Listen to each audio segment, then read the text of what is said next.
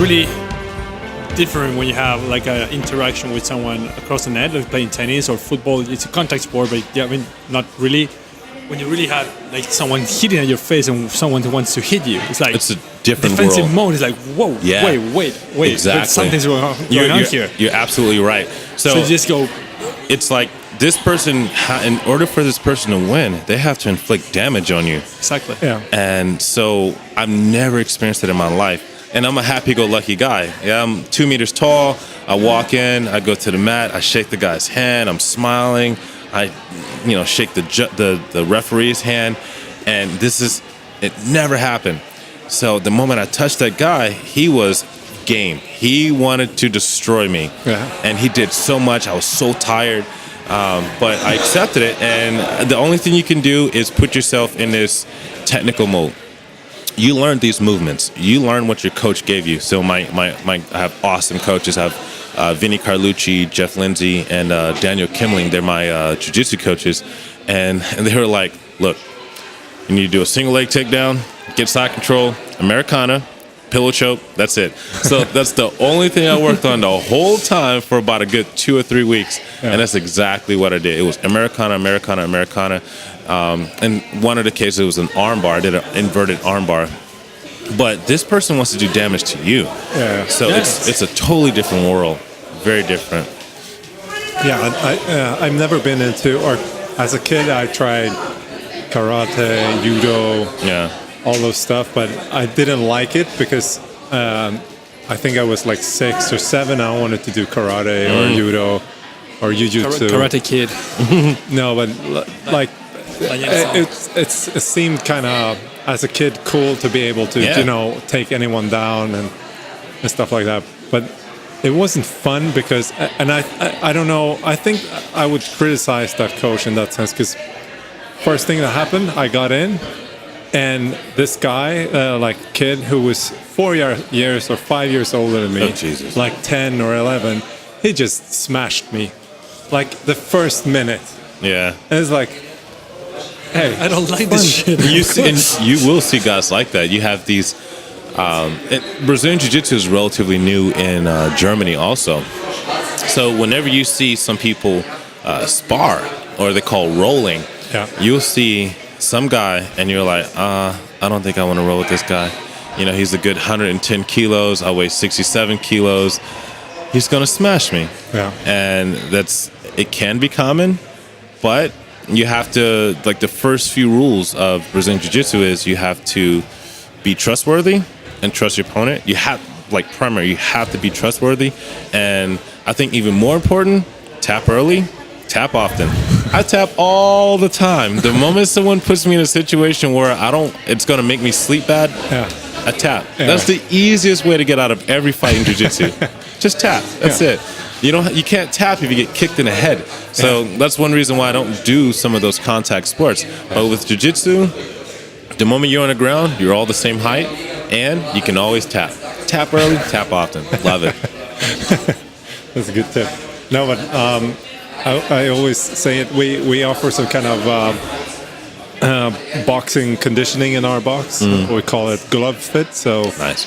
We have like these MMA gloves. We also have boxing gloves. So you hit the bag for combinations. You do some kettlebell swings, some deadlifts. They help. You can do wobble, stuff like that. You row, whatever. And it's a conditioning tool. But why don't we use that so much in the CrossFit? Because it's not measurable, right? So only way to measure that is in combat. Yeah. So then if you really punch hard or not. But still, if you live in a big city and you live in this kind of, for many people, scary world, I think it would be very beneficial for many people to have that experience of being really close to somebody who's trying to really hurt you. Yeah. And I think it's just good to practice, as you said, in jiu-jitsu, you tap out, you tap. So easy. But you're practicing that, how dangerous is this getting, and so on. And kind of you're practicing the uncomfortableness of being so close to someone. It's not very usual that you're just in contact with someone. It's like something's I think a lot of women, they don't have this sort of, they don't feel comfortable sparring. No. Especially when it comes to guys, because it's uncomfortable. So whenever there's a woman that's like, I don't feel comfortable doing, like my wife when she first started, and I myself, I was like, I don't want to be touching dudes. I'm sorry, I like can't. having his butt there. Yeah, like there's a position called the north-south position. Oh, yeah, I can imagine that. Exactly. Whatever you imagine, it's that. It's that. And so I'm like, I can't get used to this. But in the first minute of rolling, you're like, oh, this dude wants to get me. Yeah. Like, this dude wants to submit me. Yeah. So you're not thinking about the fact that butt cheek might be in your face or anything like that. And with my wife, if I see my wife sparring with another guy, I don't want to be like, oh, they're having sex. No, they're wearing pajamas, thick-ass cotton pajamas, and he is trying to murk her. And she needs to go ahead and pull off a nice cross-collar choke. Yeah. By the way, my wife has one of the most devastating cross-collar chokes. So if you don't know, the cross-collar choke is one hand, so your right hand is on their left side, and your left hand's on their right side. Yeah. So your palms are up, you grab their collar, and you pull. And it's a blood choke, meaning that you don't cut off their air, you cut off the blood to the brain. So that's that security source, the body just shuts down. 5 seconds, hands down, 5 seconds. So I just playing around, I showed my wife how to do it, and my hands are much bigger than my wife, so I'm assuming that she's gonna kind of stumble through it. Nope, she did it. She pulled it, and when she completed a move, I made a noise that I didn't expect to make, and she almost put me out cold in 5 seconds. And I ain't going out for drinks. No, Tony. Yeah, so you stay home. So if I ever become like bad boy or whatever, she can easily just go in and wake me up with her hands in position, and she's like, remember when you said my cooking was bad? And then she just pulls the collar and it's a wrap. Does it work for kids? Hey, you've been go to bed, kid. I don't know. My son might laugh. He might be like, it's a bit ticklish. But my daughter, she's been watching as well, so I have a little pink gi ready for her as well. Yeah. What are your kids? How old? So altogether, I have 4 kids. I'm an old man. I'm 36.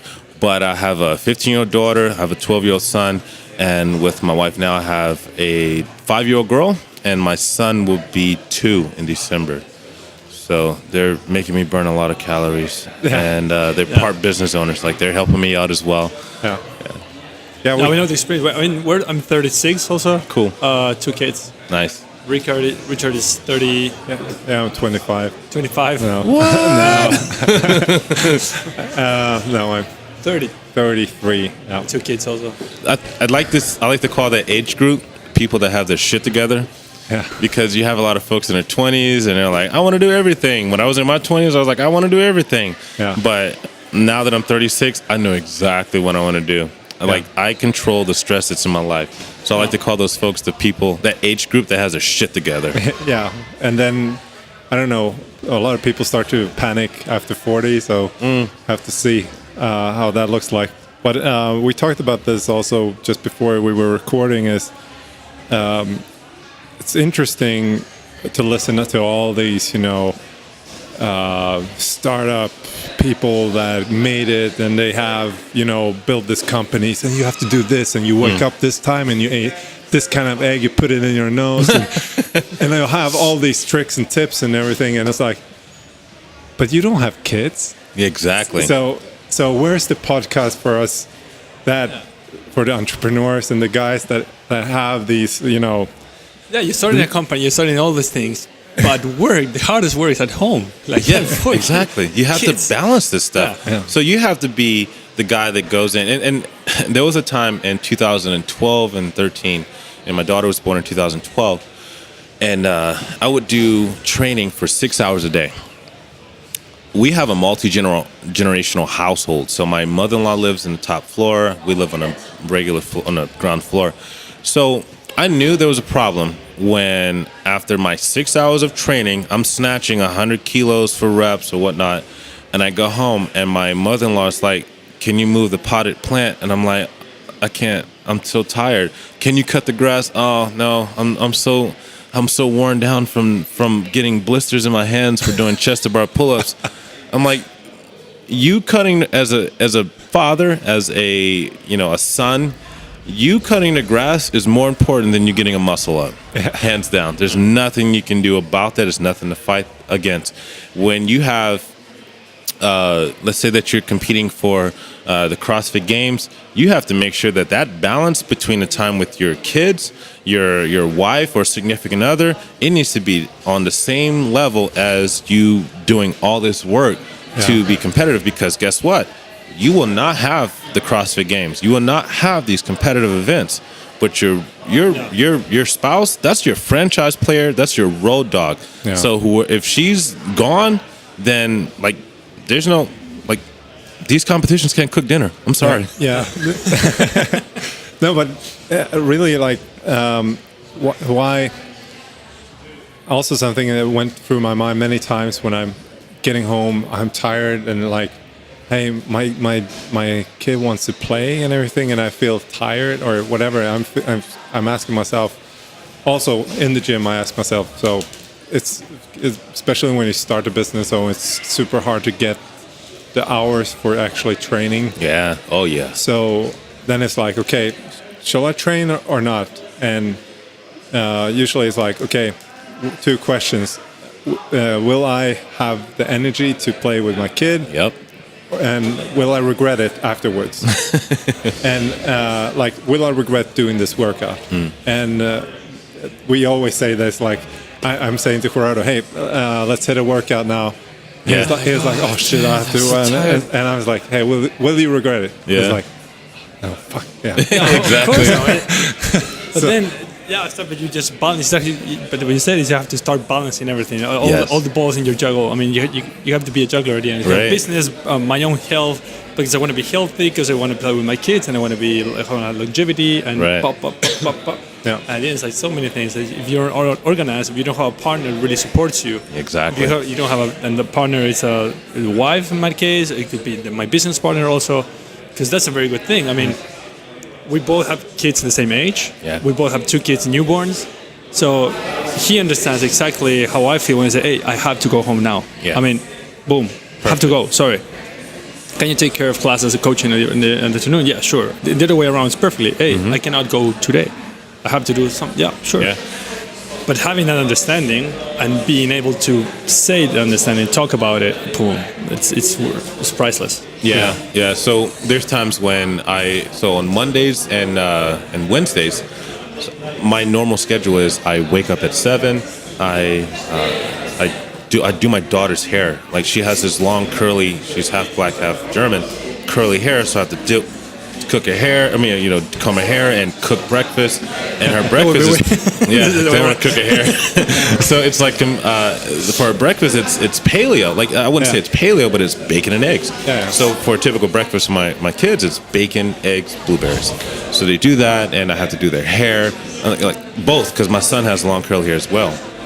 So I do the hair. I take my son to kindergarten. I take my daughter to kindergarten. Then I have to go and train people at this time, train another class, train another 3 classes, and then I go pick my kids and my wife up. And sometimes, my wife, and I'm pretty grateful to the coaches that we have. They're fantastic people. But it's, my wife, there's Roger, there's Ingo. I'm going to name them out. So Roger, Ingo, and Pierre. And these guys are fantastic people that look out, and it also helps with them. And we have this time, and I have to make sure that we, put in time to take care of our business partners, like including the coaches. And then my wife she's my business partner, she's my gym partner, she's my obviously life partner, and we have these kids, and these kids don't know anything about. Oh yeah, you have a box? Oh cool, I'll just go to bed early. No. 1 o'clock in the morning, my son's like, hey mom. Dad, you had a rough day? I'm gonna go to bed. Yeah, we don't care. Oh, your day was tough. But did you die? No, you didn't die. So come give me some love. Show me some love. Yeah. And I want to watch cartoons at that. So it's this cool balance that you gotta have, and it also transcends into the business. Yeah. Like you become way more resilient because every day there's some new type of athlete that wants to come in and become better. And I'm like, well, you're not as complicated as my kids, so welcome aboard. It's so easy. Bring it on. Yeah. That's how it is. No, but it really comes down to that. I sit on the floor. I play with Legos with my kid, and I'm thinking like, oh, if I wouldn't have my hip flexibility from doing my stuff, this would be a pain in the ass. Yeah. But now I can kind of play with her in a different way. And we have one of our members, Austin, not from Texas, but from Colorado. Colorado, really? Yeah. What part? He was Boulder. Yeah. Boulder. Yeah. That was my first duty station, Colorado Springs, Colorado. I was at Fort Carson. It's the first time I ever saw snow. I've never saw snow until I went to my first duty station. So say hi to Austin. Yeah. And so he kind of went through this transition when he become a parent, and especially now, like his kid is like 1 year Turning old, 1. and he's been like looking into like, hey, I can't sit on the floor with my kid because I'm too stiff. Yeah. I'm too stiff. I can't sit more than 10 minutes. Everything starts to hurt. Mm-hmm. And for me, it was like, I can kind of recall how that was. I can recall a couple of years ago, maybe 5 years ago, I can recall sitting on the floor made me, go numb. It's painful. And painful. And now I can sit and do this stuff without thinking about it even. So So that's even brings more log to the fire, because I'm when I see people at our gym and I see he can't squat, he can't do that, and I'm thinking like, hey, we have to fix this, because your life quality will get so much higher outside the gym. That's a massive issue that I really want people to deal with, because everyone wants to pick up these heavy numbers. Everyone wants to snatch a lot, their body weight, or clean and jerk 1.5 times body weight. These things aren't important if you can't get into a proper position. If you can't sit in what they call in the Army they call it a kimchi squat, or a third world squat, or a 2-year-old squat. If you can't do that, why? That's way more important than the inability to, like, the ability to snatch. Like, okay, who cares? You can snatch your body weight, but you can't even sit down and eat soup.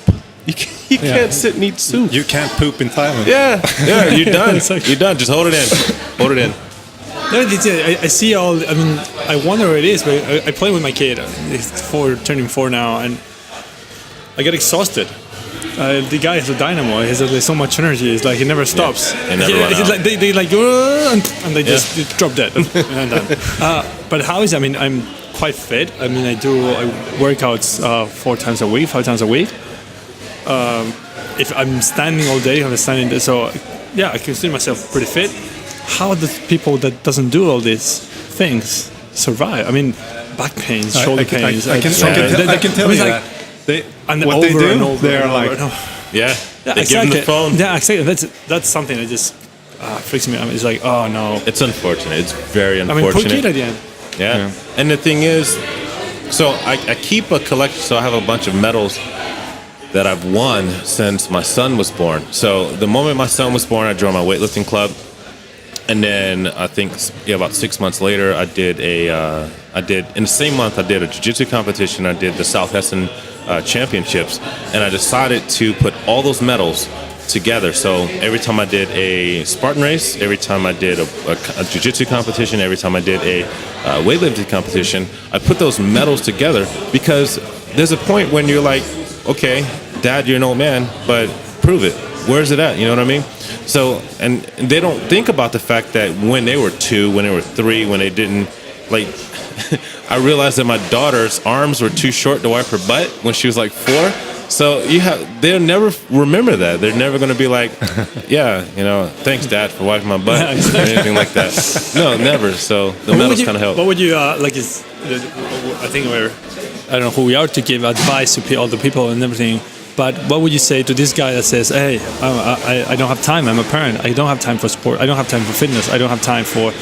Because my kid says, so many parents say, you're done. You have a kid, you're never done sports again. Oh, my plan, I want to run a marathon, and now no, I don't have time. I wholeheartedly believe that you need to do something to show, like, in spite of having the kids, So with my children, I started a business. I started competing just because I have my children. Like, I want to set the example. If I am in a position to where I say, oh, well, I had you guys, you're to blame for me not being the best, that's a dick move. That's a massive dick move on everyone. And they take that, and then they apply that to your grandkids, their kids. So I believe that, I want to set the example. I want my children to be better than me, and my son, I want him to know that I have done these things, and I want you to, and I know you can be better than me, become better than me, work harder, because I want to set this example for you. It's very easy to beat that example if you didn't do shit. Like, the moment the kids are born, you're like, oh, I got to work 9 to 5, and boss is on my ass, I got to print these TPS reports or whatever, and then that's it. That's it. Like, who are you? I heard this great podcast with someone. He's a kind of famous guy, Australian guy, has a show in the States, or had a show in the States. Went for like 20 years and everything. It was super successful, but he always put his family first, right? So he said he had some example, like when his daughter was 11 years old or something, and she asked her, he had like one rule: if they ask something, he says yes. So he has the yes rule for the kids. And he remembered one time when he was like working on something super important, deadline, is going to broadcast or whatever. And his daughter comes home, she's mellow from school and so on, and she asks him like, hey, Dad, can we do something and so on. And he was first like, I don't have time. I have to get this done. No. But then he was like, no, wait a minute. My rule was yes. Yeah. So he did that stuff with his daughter, which he still recalls what they did. Nice. But he meant this project that he was working on was so important, has no idea what it was. Yeah, it makes so much sense. So, and he had like multiple examples of that where he just like all these super deadline important stuff, things are gonna blow, but he can't recall. In the long run, they're not that important. Exactly. You will never remember those. I remember when I was about to get married, like me and my wife, she was my fiance at the time, and I was in charge of a platoon, which is about 20 or 30 people. And there were so many things that everyone felt that was so important. This has to be done by 5 o'clock. This has 1,700 hours. This has to be done by this time.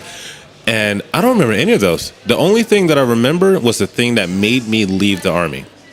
And that was I had 4 soldiers who decided to smoke salvia, which to me it's like shit weed. Like, if you're going to go all out and smoke the real thing. Don't smoke salvia. And they were caught smoking salvia, and I had to leave my fiance at the time, come to the Army post and watch these guys get handcuffed. Yeah. And I was like, done. I gotta go. I can't stay here because these guys don't care about me at all. No. So yeah, it's a shit situation. Yeah. No, I think as we were a bit into the Army thing and so on.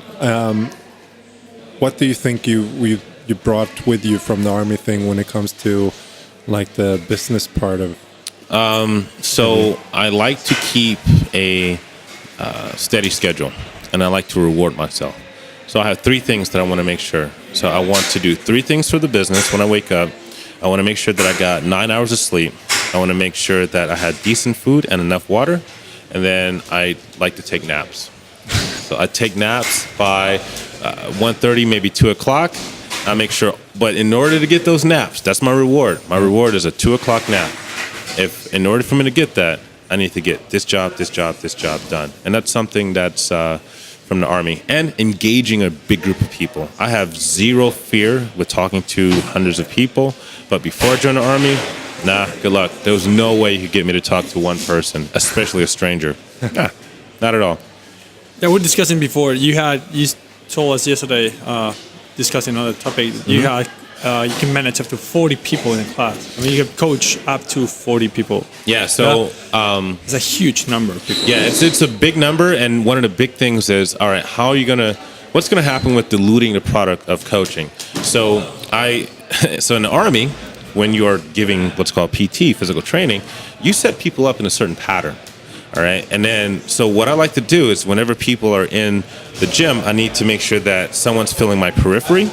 I have the main focus, and the people that's in my main focus are either the new people or the folks that are not going to be that good in these movements. And I already have their scaling options set for them. So whenever I do that, I have this sort of V type of maneuver when I go in and I look at these guys perform. And I do that based on how I would give physical training to my unit. And so being a master fitness trainer in the Army, and then years of just doing this in trial and error, there's been times, and I've had nightmares when I'm like, holy shit, there's 60 people here? I'm out. Bye. I'm going home. You guys do whatever you guys need to do. So I've had nightmares like that, but you got to handle that. And you have to be on the ball. It's a hard job. It's a neurological thing to do. And 40 is the most I've ever taught at one time. And it was power snatches, runs, and farmer's carries. It was relatively easy in complexity. Usually normal class you coach, you train, how would it be? Normal size of the class that I would teach, maximum 20. We've had 10, 15 people. I would have everyone separated. And the format of the gym is like of the hour. It's set to where I control everything. So it's my domain. Yeah. How do you do that? Because we talked earlier today with Gregor and also yesterday, and they told Gregor had 2 years in his box without music because of license. He didn't want to pay the license for the music, so he just didn't play any music. And I'm gonna have to use the bathroom real quick. You guys okay with that real quick? Yeah, let's have a small break. Yeah, let's take a small break. Cool beans.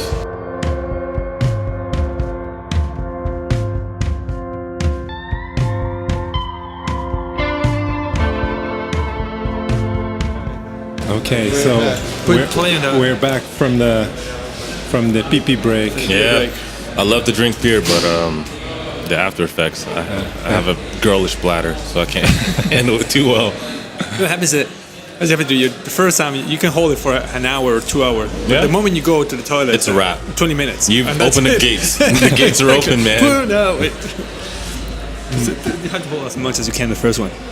After that, it's put some room in, expand some room in the bladder, but you can only do so much. Yeah. Do you miss Texas or do you miss the States? Yes and no. So I love Germany, hands down. There's a sort of a hometown quality feel to it. Like whenever, so I live in Epstein, so it's between Frankfurt and Wiesbaden. So when I go home, it's a small town. There's the Taunus Mountains behind where I live, and it's a small group of us. And that's something that's hard to find if you go back to the States unless you pay a lot of money for it. Yeah. Like in Texas, I grew up in a trailer park. I grew up in the projects. I grew up in just in the middle of nowhere in some places, and it's just cool to know a small group of people. Now, good luck. Everybody's stacked on top of each other. The small things that I do miss is the Texas State Fair, because they fry everything. They fry everything. They fry Coca-Cola. They fry strawberries. They fry turkey legs. I've seen you take corn chips, you coat it, you put chili inside of it, you dip it in pancake batter, and then you fry it. You can't reproduce that. That's the most perfect thing to eat in the world. So I do miss that. I do miss some of the food, but as far as being here, I love this country, and I love being able to relax, sleep when my door's unlocked, have my kids go out, and I see kids that walk to school, and they come back home, and everything is normal. That's considered normal. But in some places, it's like you can't have your kids out on the street unless you're there, and that's everywhere in the States. Yeah, I had when I was playing ice hockey when I was a teenager. We had a guy, a Swedish guy, who actually was. He lived in Texas or in Dallas for nice. Maybe 4 or 5 years. We also called him the Dallas Balls or something like that. Balls of Dallas. Yeah. But he told me, like, yeah, you know, when they came home from school, there was a, you know, after you couldn't go out after 8 p.m. Yeah. There was always a curfew. So because it's dangerous to go out after 8 p.m. And also, like, when he told me about kind of daily life of you know, if you want to play with your friends and so on. We were 13 at this point when he was telling me all this, 13, 14, and he was like, yeah, you know, if you want to do something with your friends in the weekend after school or something, always have to be driven by your parents. Yeah. Everywhere. And like, okay, we're gonna do something, so everything is organized. Yes. So it's nothing like, and when we were 13, 14 in Sweden, we could be out all night. Like, I was telling my mom at like Friday evening, I said, hey, I'm going to my friend, whatever. Like, okay, I'm probably sleeping there too. Okay. And, you know, I went, and then I didn't sleep there. No, I ended up sleeping at another friend's place. And then after that, I know we didn't have, well, we had cell phones, but I just texted like, hey, we're going to the lake. So we took the bikes and whatever, went to the lake. And then, I'm sleeping over at this guy's. So this was, you know, during the summer, we were hardly at home, and we didn't have to coordinate with the parents that somebody has to drive us and who's going to cook food or whatever. No, we could do that ourselves. It's also this kind of, when you're 13, you should be able to cook your food. You should be able to, you know, stay out of danger, like moderate danger, meaning don't walk in the middle of the road. No, like stupid things. But I mean, of course, you're 13, 14, you always do stupid things. But at least, I mean, never happened anything, but we didn't have to be afraid of somebody kidnapping us, or, you know, just by the like this kind of feeling that just by being in the wrong part of the city, you're gonna get whacked or whatever. And, I mean, it's kind of starting to get that way in Sweden and Stockholm now. It's that some parts of the town you can't go to. So especially if you're white, forget it. Really? Yeah. So it's kind of really developed into more being like it is in the States. Yeah. So, you know, I saw a guy get beat up for a jacket.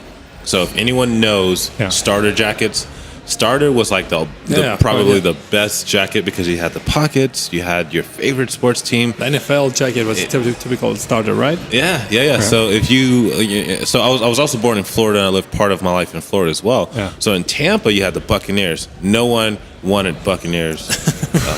But they won the Super Bowl, no? They won in 2003. The yeah, they won the Super Bowl in 2004. But that was it. They had at the moment they changed those colors, because it used to be this horrible orange and white colors, and you had to be a diehard fan to love the Buccaneers. But the Dallas Cowboys were America's team, and I was a Cowboys fan. My dad was a Cowboys fan, and a Dallas Cowboys starter jacket was something to get your ass beat up for. Yeah, and I saw a guy get beat up for a fucking starter jacket, and I was like, I'm never gonna wear a starter jacket ever again. So I had to wear like sweaters and whatever I can get from Payless or from some core store. There was no way. I was like, I can't, like, it's not worth getting my ass whooped for a fucking starter jacket. I mean, the quality of life you have here is great. Yes. It's like, especially when you have kids. It's like, and that's the thing we were saying before. You start balancing stuff, and you put them in the balance. You say, okay, quality of life in kids, they win all the time. Yeah. I mean, I feel so safe with it. I mean, I know my kid, I can take him to the kita, or my wife takes him to the kita, but I know he knows the way. And I know that if anything happens, he can walk home and it's going to be fine. Easy. Yeah. And that is priceless. We talked to this guy. He was dropping in from Spain, or you talked about this. It's American guy. He's like, I'm never going. Yeah, back. he's American. He was living in Washington. He was in Spain, posted for work. 3 years, I think. And hey, you ever think about going back to the States? Never. Yeah. Never. Oh. I'm done with it. Oh hell no! You hear that from everybody. I'm done. I mean, he was saying, yeah. Just a small example. We have like these playgrounds for kids, and there's a bar in Spain right next to it, so I can drink beer with all the parents while the kids play. It's forbidden in the States. You cannot sell alcohol. Holy shit. So no way. I mean, they're safe. They go to school. They walk. They ride their bikes to school. They ride their bikes back. Yeah. I don't need to care about. There's some certain amounts of religious hater or hatred and everything. There's everywhere. Normal, yeah. But it's not like extreme. I have no fear of someone getting into a school and begin a shooting. It's so. Which happens less than we think we happens, but it happens. It does happen, unfortunately. So where I'm from, the place I live at currently, it was a school shooting, and it happened when I was born. It happened in 1981, but in the States, it happens all over. And granted, the U.S. is huge. Yeah. It's massive. It's like Europe. But the thing is that, like, I'm an ambassador. I feel that I'm an ambassador to the U.S. So the bottom line is, if I go anywhere, I want to set an example as and for an American. Like, this is me. And there's a lot of people who are like, I'm never going back to the U.S. I'm one of those guys. Like, I'm going to go there to visit. I'm going to go there to see small town, homes, see cool people, local life. The unfortunate thing that the world doesn't see is the small town life, and that's unfair. But it's almost a sacrifice, because I've been to a small town in Taranto, Italy, a couple of weeks ago for a Spartan race, and everyone's so sweet, everyone's so cool, and so when I go back to the States, I want that small town life, but here I love what's there for my kids. I love what's there for me. I love my lifestyle, and I love what's the example that I'm setting as an American in overseas in Germany. I mean, hey, there's so much to learn from the States. So, just looking into the business we're into, like the CrossFit, just that would not be possible. And nobody in Germany would take the plunge and try to create this kind of stuff. Yeah, the entrepreneurial spirit that the Americans have, and just be ready to crash and burn that many times. A German would never do that. Yeah. And I think that's kind of the inspirational part. There's so many things to learn about, and I tried to dig into a lot of things that entrepreneurs in the States do, and I'm like, these guys, they're not like, there are many people talking, but there are some guys that are actually, they're so productive. They're doing so much things, and maybe because the pressure is so high, like things are so expensive. To like healthcare, you're afraid of getting sick, and all those stuff, and I'm kind of thinking like, maybe it's not always that unhealthy to have that experience, to be under certain pressure, to understand that, hey, life is not fair if you don't fucking work. You know? And you it's not fair. You wish it was fair. But there's nothing you can do about it. The only thing you can do, especially in a country like the U.S., it rewards the ability to fight fairness overall. Like, things are not fair at all. So what do? Hustle. You gotta hustle. Like, for me, being a Black American, it's extremely hard, because you have people in the States who are like, how do you feel about police brutality? That's not an easy question to answer, because there's so many Black people, there's so many police officers. It's not a black and white situation, so you can never ever say, hey, this is my stance. It's not that. Like, we're all humans. That's the easiest answer. We're all humans. It's 7 billion humans on this planet. So when it comes to how you feel about this happening or that happening, wherever you're from, the answer is we're humans. We're weird. We're unusual creatures, and there's a lot of us. So when it comes to how we handle situations, some people are going to handle it, superbly, and there's some people who are going to handle it like an idiot. It's not a smart answer. So here we are. Also, we are 3 foreigners, or 4 with Matej behind the camera, and we're all surviving in a different country and so on. So, what's your kind of experience as a foreigner, as an American to be in Germany? Do you feel that it's an advantage, or is it bad to be American? It actually depends on the election season. I kid you not. It's so weird. So what are you talking about? It's a yes and no situation. So when I was here from 2003 to 2004,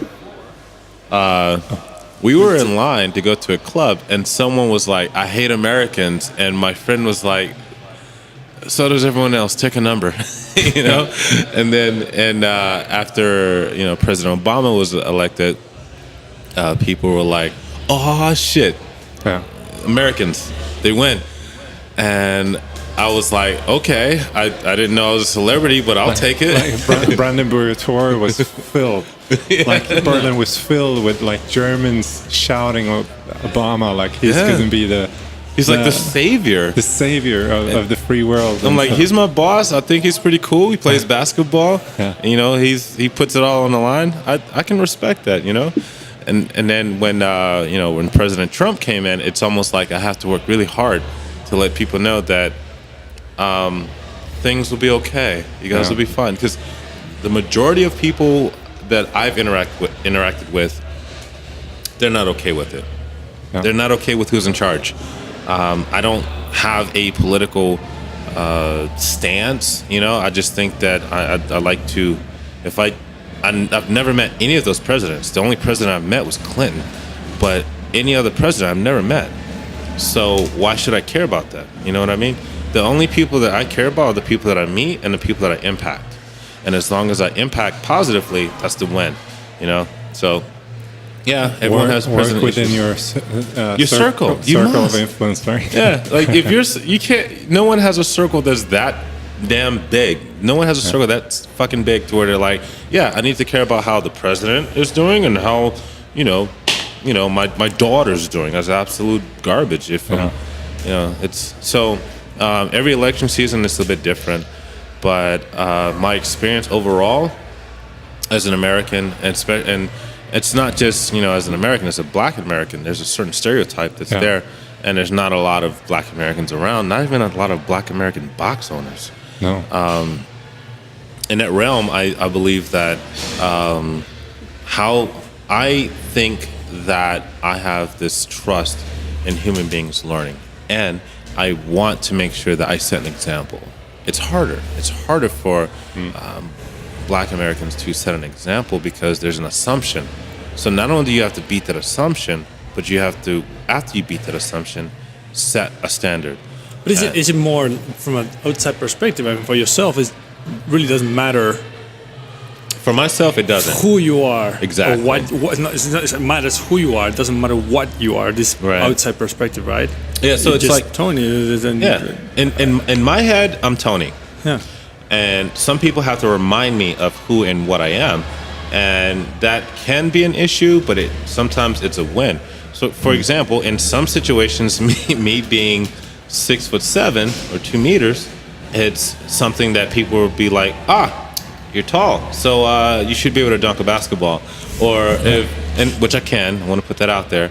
But if someone says things like, "Oh, you're supposed to be athletic," well, I got my blue belt in 1 year because of my athleticism. But ever since I got my blue belt and I roll or spar with someone, they assume that since I'm I weigh about 108 kilos now, that I am I'm just a smashing machine in jiu-jitsu. But the compliment that people give me is that I'm a technical big guy. I'm a technical smasher. So I don't smash anyone. I'm very technical. I rely highly on technique. So when it comes to my color, when someone says, you're a smart black guy, well, no, I don't want to take that as I'm just me, hands down. I think there's kind of two sides. It's this, like, what I also like the assumption or idea that, like, we going from the human perspective, and that means wherever you come from, no matter of race or age or whatever, we come from somewhere. And to understand that everyone has a different path or background, but that doesn't give you the how do you say? It gives you some certain how do you say? Some certain ways of being how to say prejudice. We can't even pronounce that, but in some ways you can say, okay, in the big scheme picture, of things, it could be like this, but I'm not going from that.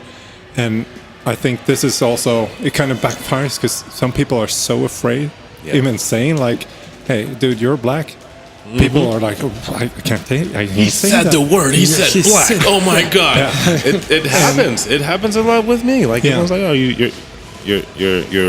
Where I'm thinking, like it would be for me, listen, like, because I'm going from my perspective in that case, also still understanding, like, if I was the only black guy or only white guy in some part of the city, that would be different. But still, I'm thinking like, hey, if somebody would say white to me, I'm white. I can't. But it really comes from where are you? So it's true. And I think people are it's just backfiring so many times. So many times when people are so afraid of being just open and saying like, hey, I don't. It's like saying. Honesty, I think it's just to be able to say that this lays here, this lies here. It's just talking about facts, and without saying like just because it lays here, it's bad. No, it's not. It's not some how you say assumption of quality, but it's just talking about the facts. So going very meta here, but.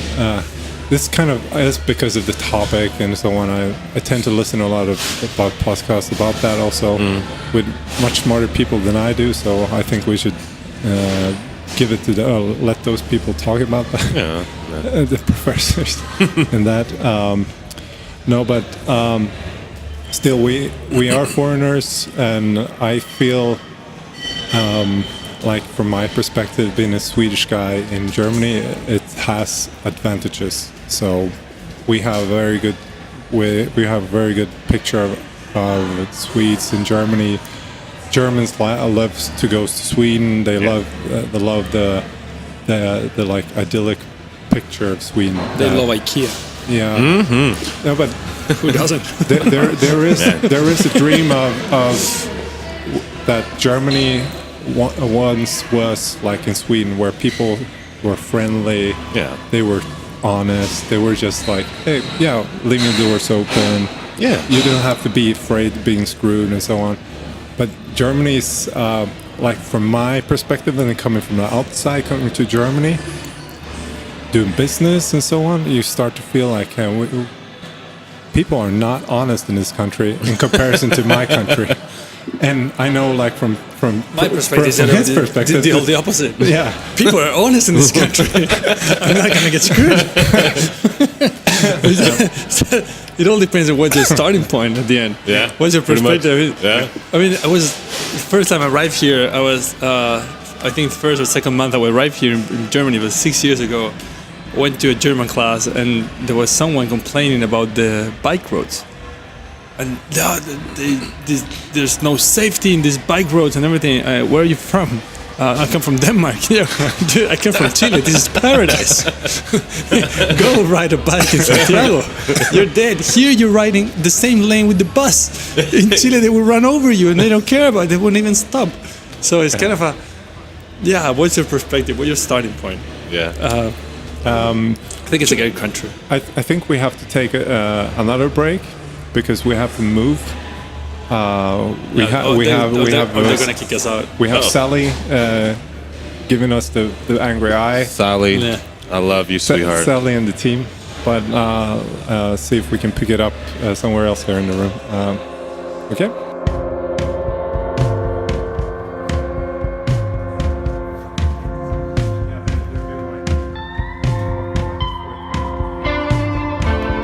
We're back. We have a new scenery. New scenery, we just changed. Yeah. I wanted to be closer to Tony, that's why. I'm always down for that. We're going into the dark places. We're going to the corner. Yeah, here it's a bit more cozy. Now we have a family in the background. Some guys from Berlin here. Also from Berlin, CrossFit Ike. Yeah. Hope they're doing well. When you're doing this kind of podcast, you just have no time to watch the competition. But it's the best time to meet new people, have this kind of interactions. We wanted to wrap this thing up, and we like to try to find out things for people to kind of learn something that they can implement at home,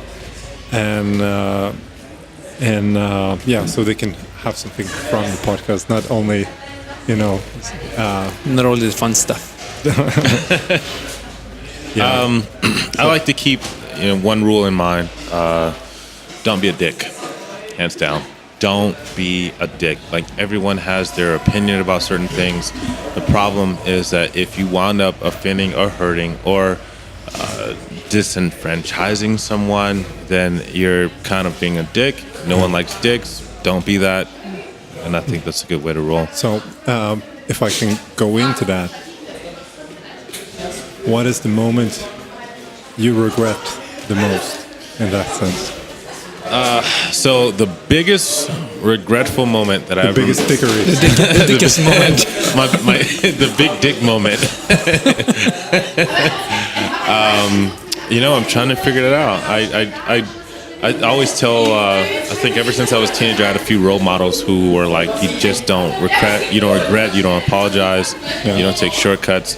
But there are a few things that I wish I did, such as if there's someone that needed help, I prefer to help them. Like, so I had this one guy, he was my section chief, and we were driving in a Humvee, and there was a vehicle that was broken down across the street, and I was like, sucks to be them.